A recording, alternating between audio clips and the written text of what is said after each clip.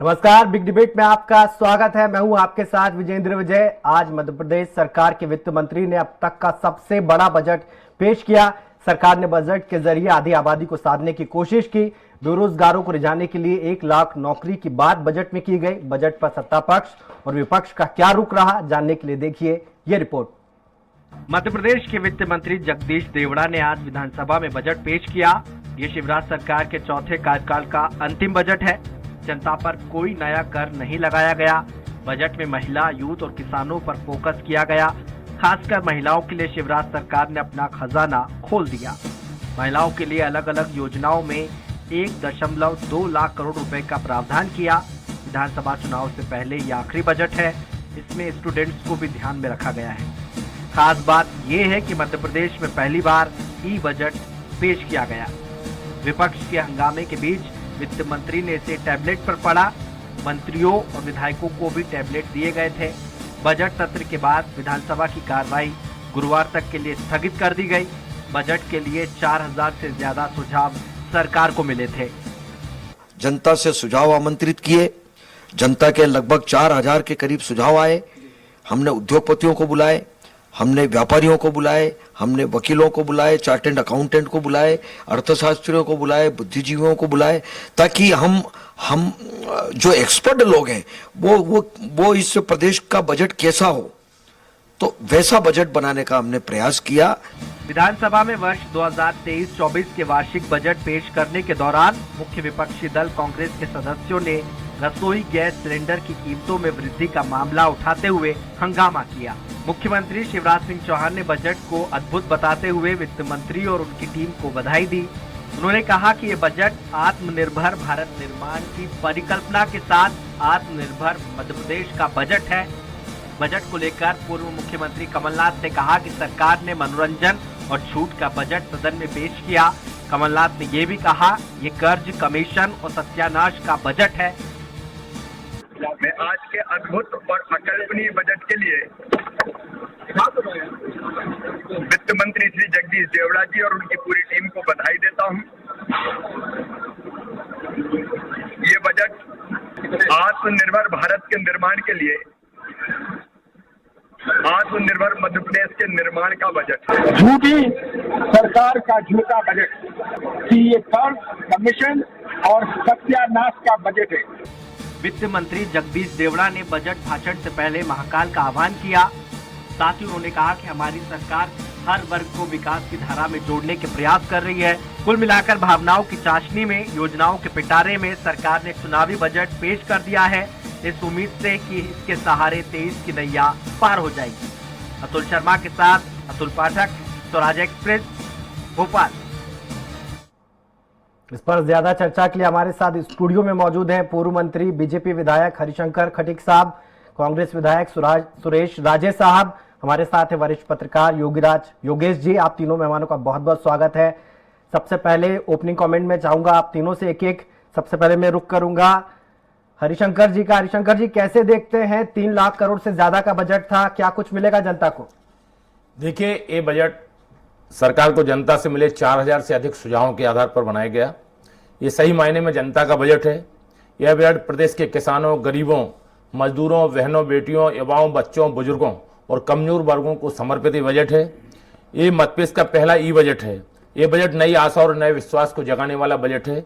और सच्चाई में कहें कि पिछले साल का जो 2022-23 का जो बजट था, 2,79,237 करोड़ रुपए का प्रावधान जिसमें किया गया था, और इस बार खुशी के साथ कह सकते हैं कि इस साल ये बढ़ाकर 3,14,025 करोड़ रुपए का बजट किया गया है। ये वास्तव में बजट 21वीं सदी में मध्यप्रदेश को विकसित और आत्मनिर्भर बनाने के लिए बजट तैयार किया गया है। इसमें हर समाज वर्ग का उत्थान करने की बात इसमें रखी गई है। और जो हमारे पूर्वज भी रहे हैं, जिनका एक हम सबकी एक आस्था का प्रश्न रहता है, चाहे ओडिशा के रामराजा सरकार की बात कहें, चाहे अनुसूचित जाति वर्ग के लिए संत शिरोमणि रविदास जी महाराज की बात कहें, चाहे सलकनपुर वाली माता जी की बात कहें, चाहे चित्रकूट की हम बात करें, ऐसा इसमें समावेशी करके इसको बनाया गया है। इसमें बेटियों के सम्मान के लिए भी, हमारी माताओं बहनों के सम्मान के लिए भी, किसानों के उत्थान के लिए भी, गरीब वर्ग के उत्थान के लिए ये बजट लिया गया है। ठीक है, ठीक है। राजे जी, कैसे देखते हैं इस बजट को? चुनावी साल के पहले आया है ये। देखिए विजय जी, जहां तक हरिशंकर जी का सवाल है तो वो तहरी भूमिका में है। तहरी भूमिका इसलिए कहूंगा कि वो विधायक भी हैं, वो पार्टी संगठन में एक जिम्मेवार पद पर भी है और पूर्व मंत्री भी हैं। तो उन्हें तो ये कहना ही है कि ये बजट हर वर्ग के ध्यान में रख के हितैषी बजट है। मैं आपके माध्यम से हरिशंकर जी से पूछना चाहता हूं, किसान के लिए क्या है इसमें, नौजवान के लिए क्या है इसमें जी, महिलाओं के लिए क्या है इसमें, मजदूर के लिए क्या है इसमें, कर्मचारी के लिए क्या है इसमें, आप कुछ तो बताओ।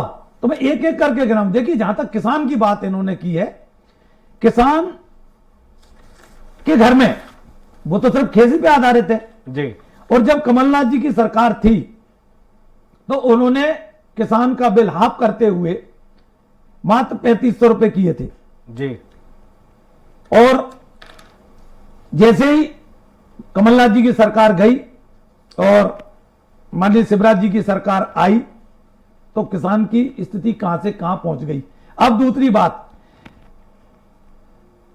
अटल ज्योति का मामला ले लें जी, ये गरीब से संबंधित है, उसमें महिलाएं भी शामिल है। घर में ऐसा नहीं पुरुष रहते हो, महिलाएं भी रहती हैं।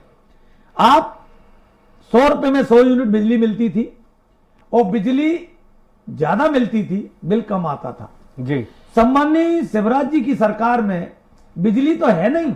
अटल ज्योति का नाम मैंने तो कहा है कई बार कि इतने महान नेता के नाम पर जिसको आप चला रहे हो ज्योति को, उसका नाम चेंज कर दो। ठीक है। तो कम से कम वो महान नेता का वो होने से तो बच ठीक। जाएगा। राजेश साहब, आप- दोबारा आऊंगा आपके पास, छोटा छोटा कमेंट चाहिए हमको जी। योगीराज जी आपके पास आते हुए, 23 में भी चुनाव है, 24 में भी चुनाव है, क्या इसलिए सबको साधने के लिए ऐसा बजट लेकर आई है सरकार? डेफिनेटली कहीं ना कहीं टारगेट तो रहता ही है चुनाव का।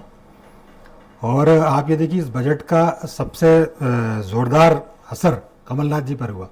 जी, कभी ऐसा नहीं हुआ कि बजट में की गई घोषणाओं पर रिएक्शन आया हो नेता प्रतिपक्ष का जी, और वो उससे बढ़कर उन्होंने घोषणा कर दी। जैसे लाडली बहना के लिए जी, 1000 रुपये का प्रावधान शिवराज जी की सरकार ने किया और कमलनाथ जी ने आते से ही हमने कहा कि हम तो 1500 देंगे। जी, इसका मतलब ये है कि इस योजना में, या तो ये चूंकि गेम चेंजर एक योजना थी और इससे सहमति कमलनाथ जी भी जताते नजर आई, जी। क्योंकि उनको लगा कि नहीं, ये एक बड़ा सेगमेंट है और डेफिनेटली ये आधी आबादी का मामला है। तो बहुत बड़े टारगेट को सरकार ने हिट किया और इसीलिए कमलनाथ जी ने ये रिएक्शन दिया। तो मैं मानता हूं कि नेता प्रतिपक्ष का यदि ऐसा रिएक्शन आता है तो ये मेरे ख्याल से क्रांतिकारी कदम था शिवराज सरकार का। जी, ठीक है। हरिशंकर साहब, आपको नहीं लगता है कि ये चुनावी बजट है? क्योंकि अगर आपको महिलाओं को, छात्राओं को ई स्कूटी देनी है, 1000 रुपए प्रति माह महिलाओं को देना है, तो चुनाव के आखिरी साल में, आप तो 2020 में आपकी सरकार बनी थी, आप पहले भी दे सकते थे। आप इंतजार कर रहे थे कि 23 में चुनाव आएंगे, उसके पहले आप सौगात देंगे। देखिए, कांग्रेस की अभी 1.25 साल की सरकार रही तो उस समय उनने थोड़ी घोषणाएं की। ये सरकार में आए, इनने कहा था कि हम किसानों को, अभी बात आई कि किसानों के लिए आपने क्या किया है, तो हम आपको बता दें कि किसानों का इन्होंने कहा था कि हम 2 लाख तक का किसानों का कर्जा माफ करेंगे।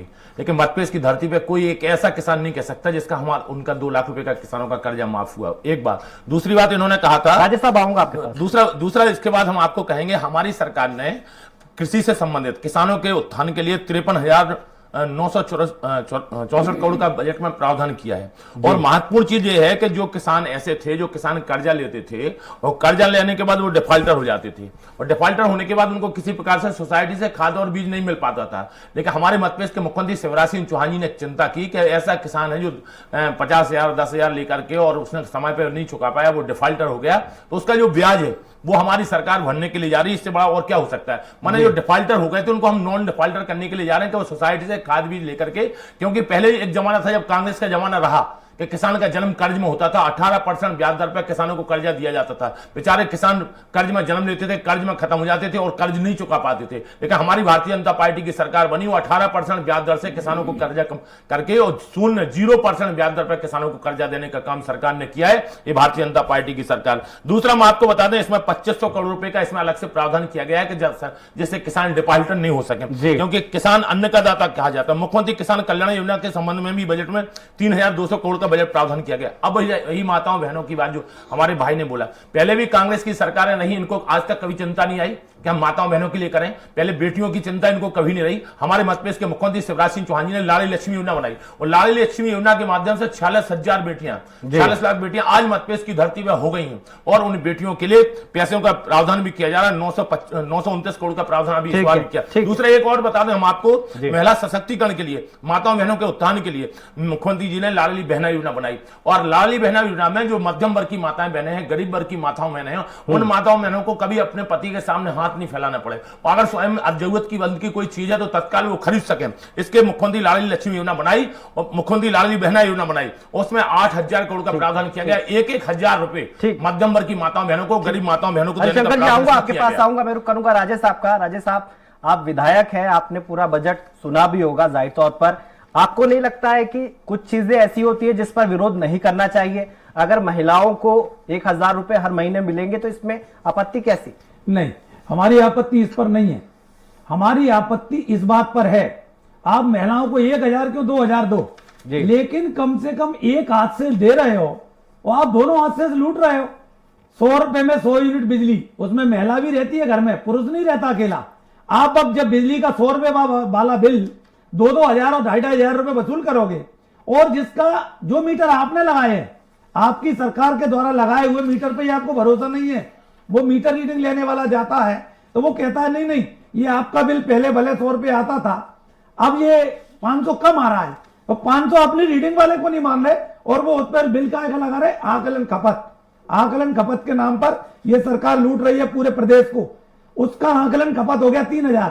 पहले तो जेईई को अधिकार था कि गरीब आदमी जाता था अपना बिल ठीक करा लेता था, अब इनकी सरकार ने वो भी खत्म कर दिया। यही हाल किसान का है। अगर किसान का बिल मान के चलो उसने एक किस्त नहीं भर पाई, अब वो फसल के लिए पानी देने खड़ा है, वहां नहर का कोई साधन नहीं है, ट्यूबवेल एक साधन है, बिजली नहीं होगी तो उसकी फसल सूख जाएगी। इस सरकार ने अभी क्या किया है वर्तमान में, अभी जो विकास यात्रा निकली, आगे आगे विकास यात्रा थी, पीछे पीछे सारे के सारे इनके जितने भी वो वहां पर जो बिजली के वो रखे थे उड़न दस्ते, जी नहीं पूरे के पूरे जहां जहां जितने भी वो लगे थे और वो सारे के सारे उठाते चले गए। और देखिए अगर गांव में 10 किसान का एक डीपी पे कनेक्शन है जी और उसमें से 8 किसानों ने बिल भर दिया, तो ये सरकार और सरकार के नुमाइंदे और कर्मचारी वो जिद कर रहे हैं कि 2 लोग भले वो मर गए, भले वो गांव छोड़ गए, हमको नहीं मालूम, आप 10 लोगों का बिल भरिए तब हम डीपी देंगे। राजेश साहब, कहीं ना कहीं आप मानते हैं कि गेम चेंजर दूसरा नहीं था निवेदन में अभी इन्होंने कहा, हरिशंकर जी ने, हमने बच्चों के लिए ये किया। बच्चों के भविष्य के साथ कितना बड़ा खिलवाड़ है, आप सोचें कितनी बार आपने परीक्षा दिलवाई है, कितनी आप कह रहे हो कि हमने 1.5 लाख नौकरी निकाली 20 साल में आपने कुल कितनी नौकरी निकाली, कितनी बार आपने परीक्षा करवाई, कितनी परीक्षा में उन लोगों के आवेदन जिनके आवेदन आए उनकी परीक्षा कराने। राजेश साहब, मेरा सवाल है, लाडली बहना योजना में 1,000 रुपए अगर मिलेंगे तो आपको खौफ तो है आपकी पार्टी को, इसलिए तो आप बोल रहे हो कि 1,500 रुपए देंगे। बिल्कुल बिल्कुल खौफ नहीं। हम अगर ये चुनावी बात कर रहे हैं, ये चुनाव सरकार में आएंगे तभी देंगे ना, तब तक तो कुछ होना नहीं है। अभी तो ये सिर्फ चलेगा, फार्म भरेंगे, फिर जांच होगी, कौन पात्र है कौन अपात्र है, कौन इसमें वो जो है हमारा सरकारी कर्मचारी तो इसमें नहीं है, किसी के घर में पहले से किसी को मिलता तो नहीं है, कोई पेंशनधारी तो नहीं, ये सारी चीजें आएंगी। लेकिन हमारे कमलनाथ जी ने जो घोषणा की है, कमलनाथ जी घोषणा करते हैं उसको निभाते हैं। सम्मानीय हरिशंकर जी सदन के इतने वरिष्ठ सदस्य हैं, पूर्व मंत्री भी रहे हैं, उनको कम से कम यहां पब्लिक के सामने पूरा प्रदेश देख रहा है डिबेट में, ऐसी बात करते हुए सोचना चाहिए, विचार करना चाहिए कि 1 रुपया भी कर्ज माफ नहीं हुआ। मुख्यमंत्री जी ने खुद में सदन में था, उन्होंने पिछली बैठक में पिछले सदन में स्वीकार किया कि इस सरकार ने 7,000 करोड़ कर्जा माफ किया, जबकि इन्होंने क्या कहा था कि 2 लाख तक के सारे कर्जे माफ करेंगे। ठीक है, हम मानते हैं 2 लाख तक के नहीं कर पाए, लेकिन हरिशंकर जी अगर सदन का नेता स्वीकार कर रहा है कि 7,000 तक के कर्जे माफ किए और आप यहां डिबेट में कह रहे हो 1 पैसा माफ नहीं किया, ये ठीक नहीं है, ये लोकतंत्र के लिए ठीक नहीं है। ठीक है, मैं रुक करूंगा योगीराज जी का। योगीराज जी, एक तरफ 8,000 करोड़ का प्रावधान किया गया है कि हर महीने 1,000 रुपए दिए जाएंगे, आम आदमी पार्टी ने पंजाब में भी यही वादा किया था, तो ये एक तरफ मोदी जी कहते हैं कि फ्री की जो राजनीति है वो बंद होनी चाहिए, और फिर दूसरी तरफ उनकी राज्य सरकारें फिर इस तरह का झुंझुना देती है जनता के हाथ में।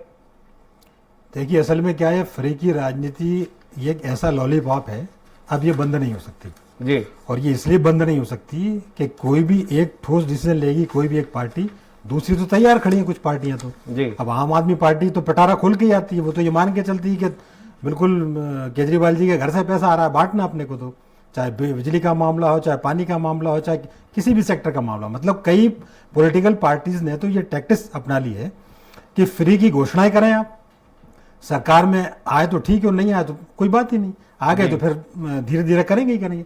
तो ये जो मुफ्त की जो स्कीम्स जो चल रही हैं, इस पे विराम लगने की जरा भी मुझे लगता नहीं कि इस पे कोई विराम लगेगा, क्योंकि कई बार लोग डर के मारे कर रहे हैं कि हम नहीं करेंगे तो दूसरा कर देगा, दूसरा तैयारी बैठा है। जैसे अभी उन्होंने कहा कि 1000 बीजेपी सरकार देगी, तो उन्होंने कहा हम 1500 रुपए देंगे। मतलब ऐसा लगता है कि बोली लगी हुई है चीजों की कि साहब आप इतना ही हम इतना करेंगे।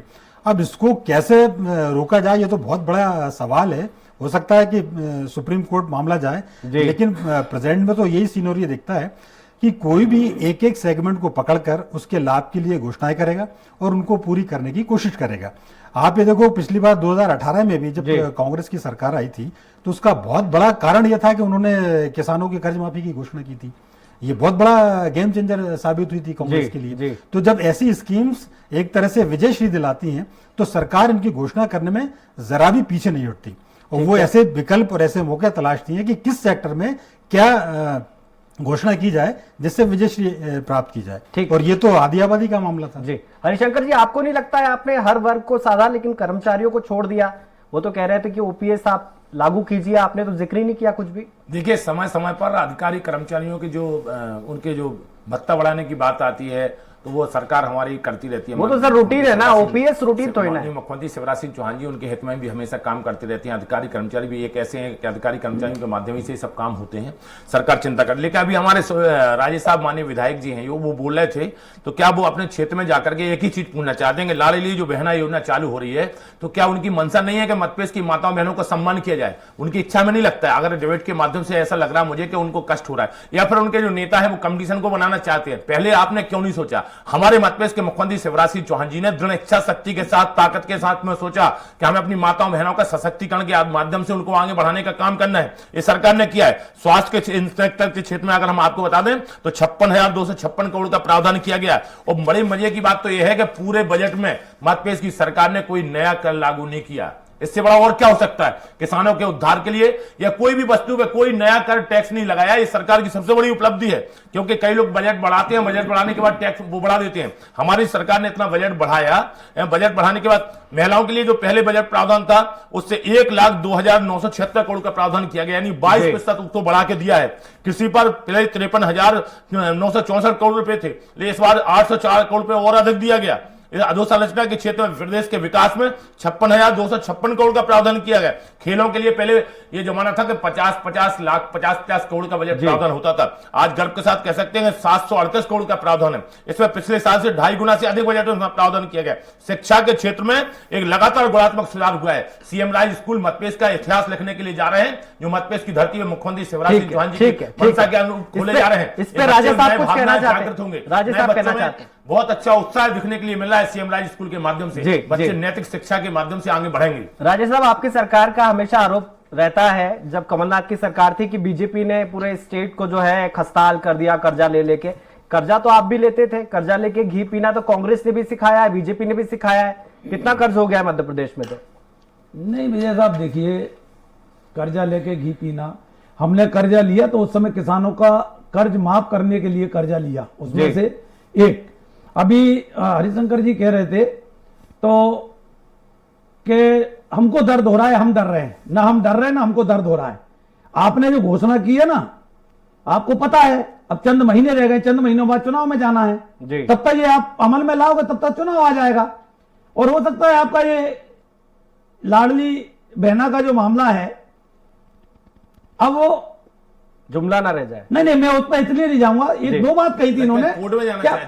नहीं, हम नहीं, मेरी बात सुने, बिल्कुल नहीं। अरे हम तो कह रहे हैं ना, आप 1,000 दे रहे हो ना, हमारे नेता ने घोषणा की है, सरकार आई तो 1,500 देंगे। आपके नेता हम घोषणा करते हैं, एक नहीं घोषणा नहीं करते, अमल करते हैं। 100 रुपए में 100 यूनिट बिजली हमने दी, कर्जा माफ हमने किया, 300 से 600 हमने किए, 300 से 600 हमने किए।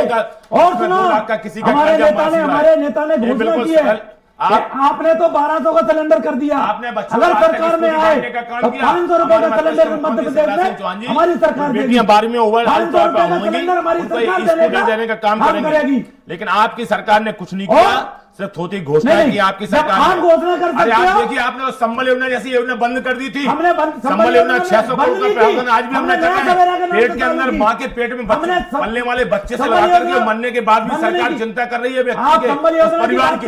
ये सरकार ने किया है। 100 रुपए में 100 यूनिट बिजली नहीं, आपने कुछ नहीं किया। आप मतपेश की धरती पे आपने तीर्थ यात्रा योजना भी बंद आपने कर दी थी। पूरे बुजुर्गों के लिए तीर्थ यात्रा आपने बंद कर दी थी। मतपेश की धरती पे गरीब बेटा बेटियों के लिए बच्चों के माता खेल रहे हो या पढ़ाई चल रही है, हमारे परीक्षा आ गई, हर जगह गांव में कनेक्शन और काटे जा रहे उन्होंने हैं। अब तो एक DP बात उठाई की जा बात रही है, आप कैसी बात कर रहे हैं? यात्रा में जो लोग यात्रा करके आए हैं, अरे इसके अलावा भी और अगर जाना चाहता है तो उनको हवाई यात्रा कराने का भी प्रावधान मतपेश के मुख्यमंत्री शिवराज सिंह चौहान ने किया। हम हवाई जहाज के माध्यम देखिए, हम हवाई जहाज से ले जाओ, एरोप्लेन से ले जाओ, लेकिन किसान का दर्द तो समझो। शक्ति नहीं थी आपके माननीय कमलनाथ जी की दृढ़ शक्ति नहीं थी। आपके कांग्रेस की पार्टी आपकी टूट ठीक है, ठीक है, आप दोनों को बिखर चुकी टोकते थी। हुए गए। आपके योगीराज जी के पास योगीराज जी के पास जाना चाहूंगा। सरकार को ये कमलनाथ जी बता देते कि सरकार कैसे चलाई जाती है। हमारी सरकार पूरी चिंता के साथ काम कर रही है।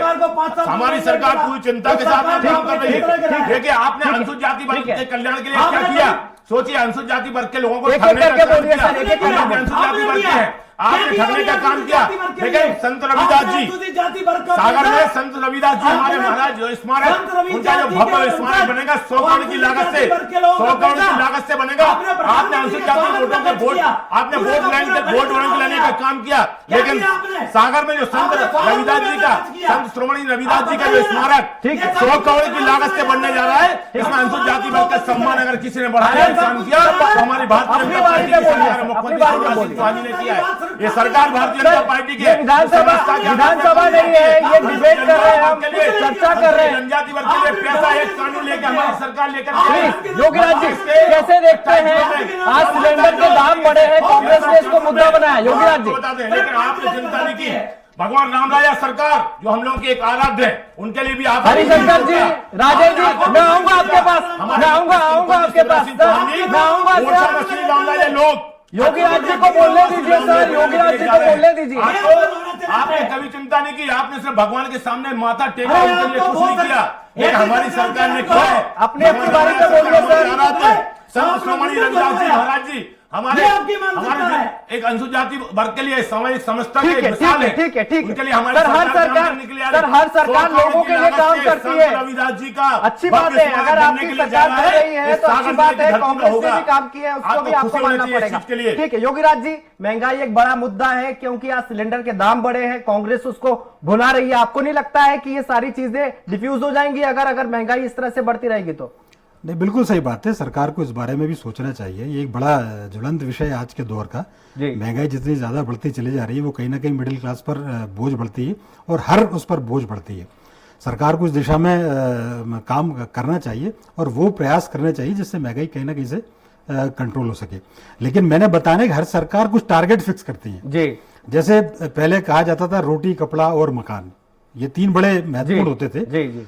फिर उसमें जुड़ गए युवा, महिला और किसान, और अब इनने बीच में और जुड़ गए। 10 सेकंड में सर जी। तो ये जो सारे सेगमेंट में जो बता रहा हूँ, ये थोड़े थोड़े करके सबको एक एक टारगेट फिक्स किया और सबके लिए सरकार ने कुछ ना कुछ करने की कोशिश की। और इसमें सबसे बड़ा जो एक सेंटर ऑफ अट्रैक्शन इस बजट का, वो यही है बहनों का। क्योंकि क्या है कि ये मध्य प्रदेश की पूरी क्या देश की आधी आबादी है, और यदि आप आधी आबादी को साथ लेते हो और घर की गृहिणी को यदि आप साथ लेते हो तो पूरा घर आप साथ लेते हो। ऐसा मुझे लगता है। तो सरकार के नजर में कहीं ना कहीं ये दृष्टिकोण रहा होगा। बहुत बहुत शुक्रिया आप तीनों मेहमानों का। हरिशंकर जी आपका बहुत बहुत शुक्रिया, राजेश जी आपका बहुत बहुत शुक्रिया, योगीराज जी आपका बहुत बहुत शुक्रिया। बजट इस मायने में खास था क्योंकि चुनावी साल है, ऐसे में सरकार ने हर वर्ग को साधने की कोशिश की है। वहीं विपक्ष ने बजट की जमकर आलोचना की, जिसकी उम्मीद सरकार को पहले से थी। अब सवाल उठता है कि जनता ने इस बजट को पसंद कर विधानसभा चुनाव में कमल खिलाती है या खारिज कर कांग्रेस के हाथ से हाथ मिलाती है। खैर, बिग डिबेट में इतना ही। आप देखते रहिए स्वराज एक्सप्रेस। नमस्कार।